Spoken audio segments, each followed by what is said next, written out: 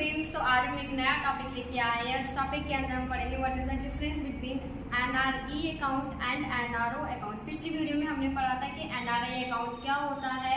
अगर हम बैंक में हम जॉब कर रहे हैं या फिर बैंक में हम जॉब करना चाहते हैं या फिर प्राइवेट बैंक में इंटरव्यू में कौन से क्वेश्चन पूछे जाते हैं, तो हमारा जो डिफरेंस बिटवीन है NRE account and NRO account में बहुत ज़्यादा पूछा जाता है। तो हम शुरू करते हैं कि एनआरई अकाउंट क्या होता है, वो हमने पिछली वीडियो में पढ़ा था। एनआरओ अकाउंट क्या होता है, वो भी हमने पिछली वीडियो में पढ़ा था। और एफसीएनआरबी अकाउंट हमने पिछली वीडियो में पढ़ा था। इस वीडियो में हम पढ़ेंगे डिफरेंस बिटवीन। तो शुरू करें।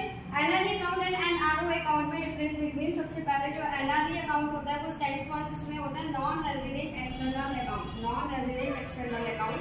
एंड एनआरओ का जो स्टैंड्स फॉर किसमें होता है, non resident ordinary account. Okay, so और सेकेंड पॉइंट क्या होता है, only deposited in foreign currency. हमने जैसे कि पिछली वीडियो में पढ़ा था कि एनआरई अकाउंट में सिर्फ और सिर्फ फॉरेन करेंसी ही डिपॉजिटेड होती है।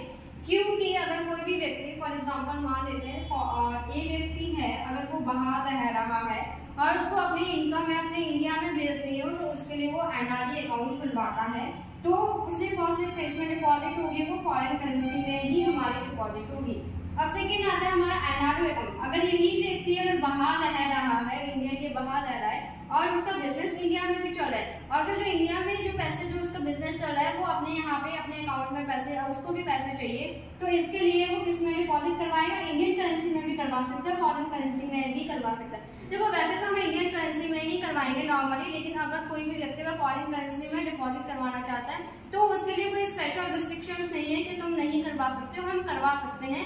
लेकिन मोस्टली तो हम इंडियन करेंसी में ही करवाते हैं, क्योंकि हमारे जो इंडिया है उसके अंदर हमारी इंडियन करेंसी ही चलती है। तो हमारा जो थर्ड पॉइंट आता है, इट इज अ फुली रिपार्टेबल। रिपार्टेबल का मतलब होता है कि हम बाहर निकाल सकते हैं, यानी कि अगर मुझे एनआरई अकाउंट से अगर मुझे पैसे निकालने हो सारे एक साथ, तो मैं क्या कर सकती हूँ, उस पर एक साथ अपने सारे पैसे निकाल सकती हूँ। उसके ऊपर कोई भी रिस्ट्रिक्शंस नहीं है, मुझे कोई भी टैक्स पे नहीं करना होता है।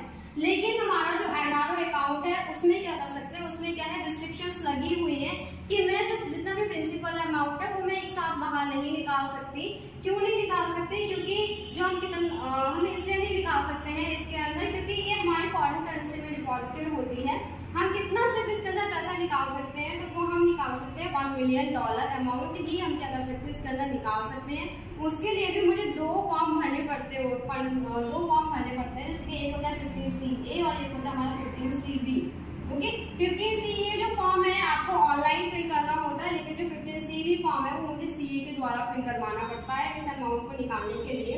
लेकिन जो इसमें जो इंटरेस्ट है, इंटरेस्ट क्या होता है, फुली रिपार्टेबल होता है। इंटरेस्ट के ऊपर मुझे कोई भी टैक्स नहीं पे नहीं करना पड़ता। और वैसे ही एनआरई के अंदर भी एक पॉइंट आता है जिसमें आता है TDS। ठीक है, TDS, ठीक है। TDS के अंदर क्या होता है, इसकी जो TDS क्या होता है, सबसे पहले TDS यानी कि जो इंटरेस्ट के ऊपर टैक्स लगता है, इसमें भी फुली रिपार्टेबल होता है, इसमें भी फुली रिपार्टेबल होता है। हम दोनों में क्या कर सकते हैं, पैसे बाहर निकाल सकते हैं। इंटरेस्ट वाला उसके ऊपर कोई टैक्स हमें पे नहीं करना पड़ता।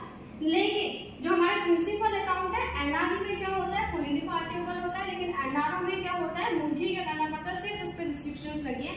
मैं एक साल के अंदर, एक फाइनेंशियल ईयर के अंदर मैं सिर्फ $1 मिलियन अमाउंट ही निकाल सकती हूँ। ओके, उसके लिए भी मुझे दो फॉर्म भरने पड़ते हैं, एक 15CA और एक 15CB।